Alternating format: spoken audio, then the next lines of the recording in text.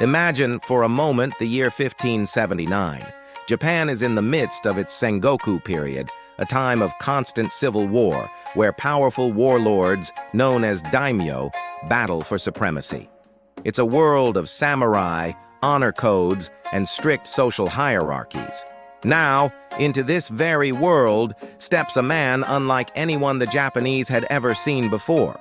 A man of African origin, tall and powerful, whose arrival would echo through the halls of history. This is the story of Yasuke, the man who became a samurai. Our story begins with the Jesuit missionary, Alessandro Valignano. He was a man with a grand mission to oversee the Catholic Church's efforts in Asia and, crucially, to establish a foothold in the isolated nation of Japan. Accompanying him on this perilous journey was a man whose past is shrouded in mystery. We don't know his original name, his exact homeland, or the circumstances that led him to serve Valignano. Some historical theories suggest he hailed from Portuguese Mozambique, while others point to Ethiopia or even the Congo. What we do know is that his presence was striking. He was said to be over 6 feet tall, possessing immense strength and skin like charcoal.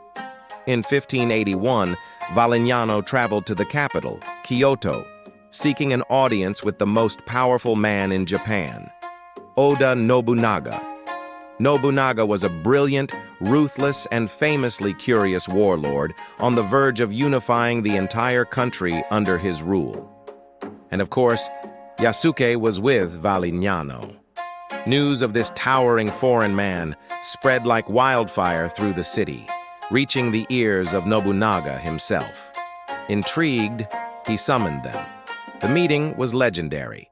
Nobunaga, who had a fascination with all things foreign and new, was initially skeptical. He couldn't believe a person's skin could naturally be so dark. According to historical accounts, he ordered Yasuke to be stripped and washed, believing his skin was merely painted with ink.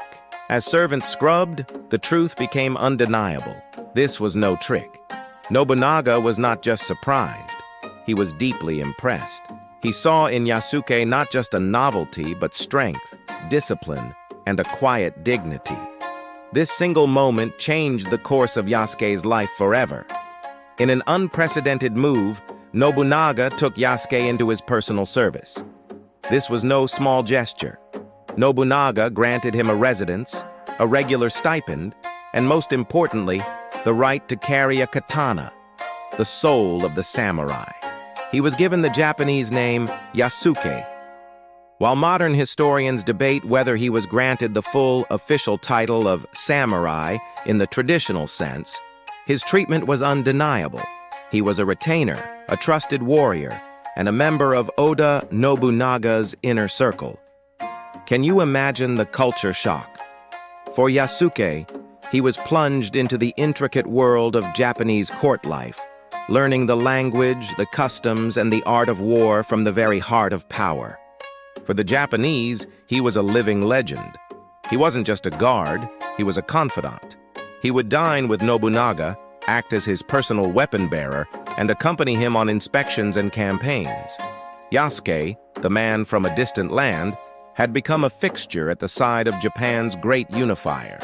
He had transcended his status as a foreigner and become a warrior in one of the most exclusive military classes in history.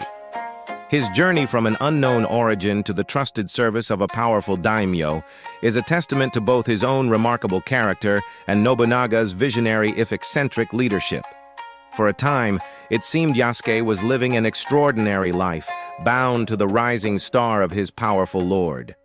He fought in battles, patrolled the magnificent Azuchi Castle, and stood as a symbol of Nobunaga's unique and worldly court.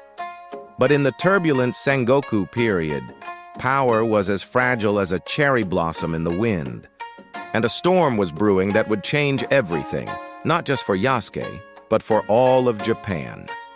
The date is June 21st, 1582.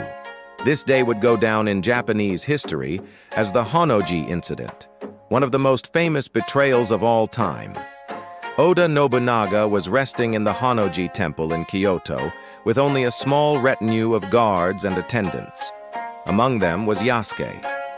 Under the cover of darkness, one of Nobunaga's most trusted generals, Akechi Mitsuhide, turned his army against his master.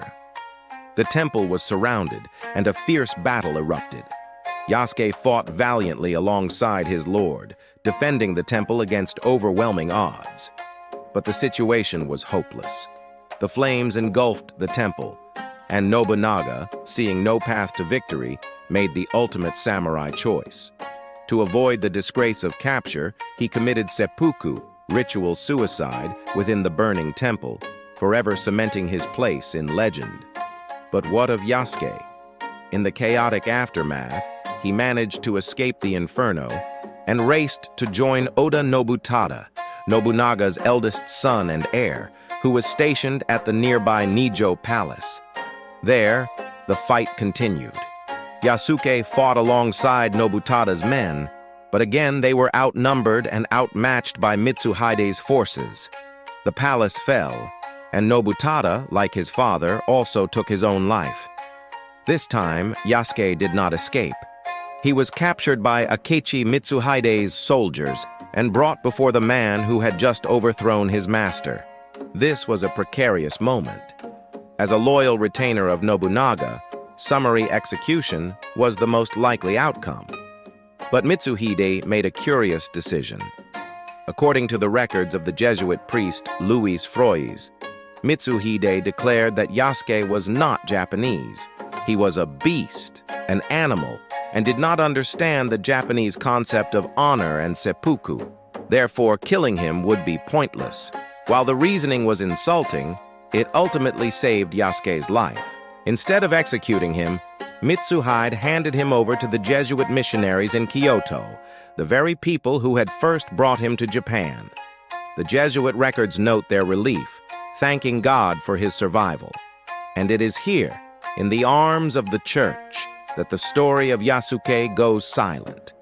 This is the last reliable historical record we have of him. What happened next is one of history's great unsolved mysteries. Did he remain with the Jesuits in Japan? Did he eventually find passage on a ship and return to his homeland in Africa, or perhaps travel to another part of Asia? Did he live out his days in obscurity in a foreign land, his mind filled with memories of castles, battles, and a powerful lord who saw his worth? We simply don't know. His story appears in a flash, burns incredibly bright, and then vanishes from the historical record completely. Despite his abrupt disappearance from the pages of history, Yasuke's legacy is powerful and enduring. He represents a remarkable intersection of cultures at a pivotal moment in time. He was a man who crossed continents, broke racial and social barriers, and earned a place of honor in a society famously closed off to outsiders. His story challenges our perceptions of the samurai world, reminding us that history is often more complex, more diverse, and more fascinating than we imagine. He was not just an anomaly. He was a warrior who stood beside one of Japan's greatest figures, whose life, though sparsely documented, continues to inspire curiosity, art, and debate centuries later.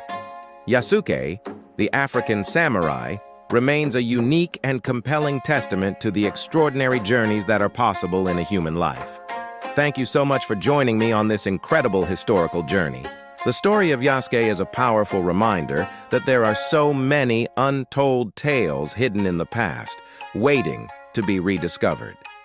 If you found this story as fascinating as I do, please give this video a thumbs up and consider sharing it with anyone who loves history.